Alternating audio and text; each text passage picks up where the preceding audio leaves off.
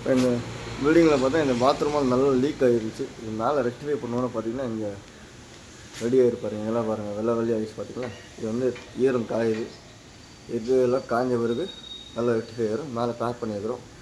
இது பண்ணி ஆல்மோஸ்ட் ஒரு மாதம் இருக்கும். இந்த ஒரு மாதத்துல இந்த வெள்ளை வெள்ளை ஃபங்கஸ் மாதிரி ஃபார்ம் ஆச்சுன்னா அது காயுதுன்னு அர்த்தம். சரிங்களா. எவ்வளோ லீக்கேஜ் இருக்குன்னு காமிக்கிறேன் பாருங்கள் இந்த பில்டிங்கில்.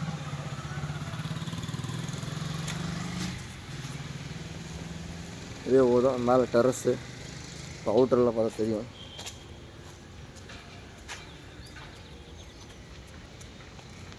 கம்ப்ளீட்டாக வாட்டர் ப்ரூஃபிங் பண்ணுறோம். டெரஸு பாத்ரூம்ஸு அந்த சைடு பார்த்தா லீக் இருந்துச்சு. அது பாத்ரூம் வர லீக் தான். இப்போ மெயின் வந்து பாத்ரூம்லேருந்து வர பண்ணுறோம். அப்புறம் மேலே டெரஸில் ஒர்க் பண்ண போகிறோம். உங்களுக்கு இந்த மாதிரி பில்டிங்கில் எந்த ஒரு லீக்கேஜ் இருந்தாலும் நம்ம காண்டாக்ட் பண்ணுங்கள். டெக்னிக்கல் வைஸாக எந்தெந்த வேலைக்கு எப்படி பண்ணணுமோ அதை கரெக்டாக பண்ணி எடுத்துருவோம். உங்களுக்கு ஏதாவது இந்த மாதிரி பாத்ரூம் ப்ராப்ளம் தேவைப்படுச்சுன்னா காண்டாக்ட் பண்ணலாம். இதெல்லாம் ஏற்கனவே பண்ணது. இதெல்லாம் நல்லா லீக் ஆகிருந்துச்சி. இதெல்லாம் ரெடி பண்ணி கொடுத்துருக்குறோம். இப்போ லீக்கேஜ் அரெஸ்ட் ஆகிடுச்சு. இந்த பில்டிங்கில் 11 பாத்ரூம் இருக்குது. இந்த 11 பாத்ரூமும் ரெக்டிஃபை பண்ண போகிறோம். இது வந்து பிஜி ஹாஸ்டலு, பாய்ஸ் ஹாஸ்டலு.